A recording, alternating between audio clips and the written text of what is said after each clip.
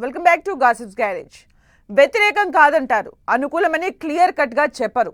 AP రాజధాని అమరావతిపై YCP stand ఏంటో ప్రజలకే కాదు ఆ పార్టీ నేతలకు కూడా క్లారిటీ లేకుండా పోయింది. రాజధానికి చట్టబద్ధత కోసం స్టేట్ సర్కార్ అసెంబ్లీలో తీర్మానం పాస్ చేసి కేంద్రానికి పంపింది. శాసనసభలో తీర్మానం చేస్తారన్న వార్త తెర మీదకు వచ్చిందో లేదో అప్పటి నుంచే డిఫరెంట్ టోన్ వినిపిస్తూ వచ్చింది వైసీపీ.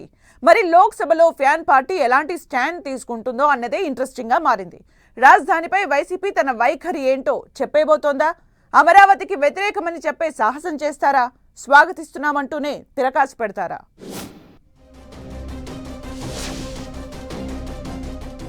ఏపీ రాజధాని అమరావతిపై వైసీపీ ఎందుకిలా? వ్యతిరేకం కాదంటూనే అనుకూలమని ఎందుకు చెప్పట్లేదు? అధినేత నుంచి అధికార ప్రతినిధి వరకు ఒక్కొక్కరిది ఒక్కో మాట. అమరావతికి కాదు, అవినీతికి వ్యతిరేకమంటూ వైసీపీ ట్విస్టులు. లోక్సభ సాక్షిగా అమరావతిపై వైసీపీ స్టాండ్ ఏంటో తెలిసిపోనుందా? అమరావతికి మేం వ్యతిరేకం కాదు, అమరావతి పేరుతో జరుగుతున్న అవినీతికి వ్యతిరేకం. అసెంబ్లీలో తీర్మానమంతా డ్రామా, రైతులను మరోసారి మోసం చేయడానికే అంటోంది వైసీపీ. అలాంటి వైసీపీ అమరావతి శాశ్వత రాజధాని చట్టంపై ఎలాంటి స్టాండ్ తీసుకోనుంది? అసెంబ్లీ తీర్మానంలో అయితే పాల్గొనలేదు, మరి పార్లమెంట్లో జరిగే చర్చలో పాల్గొంటారా? ఢిల్లీ వేదికగా అమరావతికి జై కొడతారా? అవినీతి ఆరోపణలు చేసి చేతులు దులుపుకుంటారా?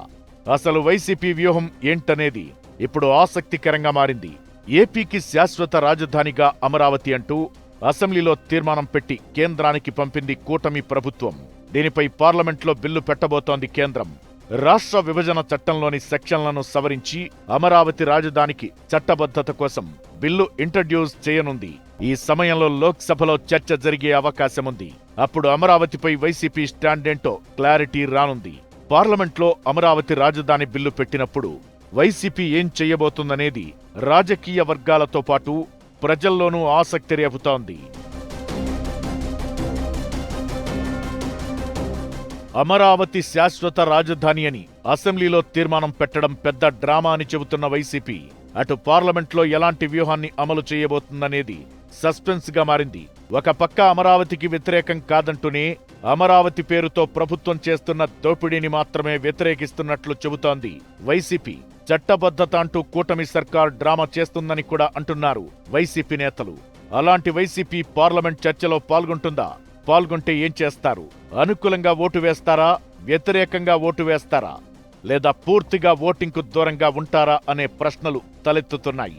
వైసీపీ అధికారంలో ఉన్నప్పుడు 3 రాజధానుల ప్రతిపాదనను తెరపైకి తెచ్చి 2024 ఎన్నికల్లో బొక్కబోర్లా పడింది. ఆ తరువాత కొన్నాళ్లపాటు సైలెంట్ గా ఉండిపోయింది. ఇప్పుడేమో అమరావతి నిర్మాణంలో జరుగుతున్న అవినీతికి వ్యతిరేకం అనే స్టాండ్ను తీసుకుంది. ఇలాంటి పరిస్థితుల్లో అమరావతి రాజధానికి చట్టబద్ధత అనే అంశం తెరపైకొచ్చిన నేపథ్యంలో పార్లమెంట్లో ఇదే అంశాన్ని ప్రస్తావించాలని అనుకుంటోంది వైసీపీ.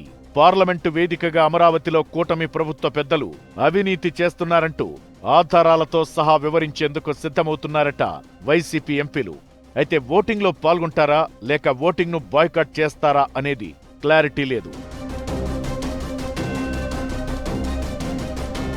మరోవైపు అమరావతి విషయంలో వైసీపీ నేతలు డిఫరెంట్ టోన్ వినిపిస్తున్నారు.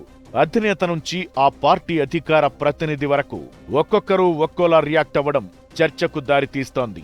రాజధానికి అనుకూలమని ఒకరు, అవినీతికి వ్యతిరేకమని మరొకరు, రాజధాని అంశం రాష్ట్ర ప్రభుత్వం చేతిలో ఉంటుందని ఇంకొందరు.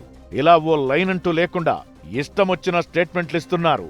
అసెంబ్లీ తీర్మానం సమయంలోనే వైసీపీ నేతలు తలా ఒక వాయిస్ వినిపించారు. కానీ లోక్సభలో చర్చ సమయంలో ఏదో ఒక వైఖరిని స్పష్టం చేయక తప్పదు.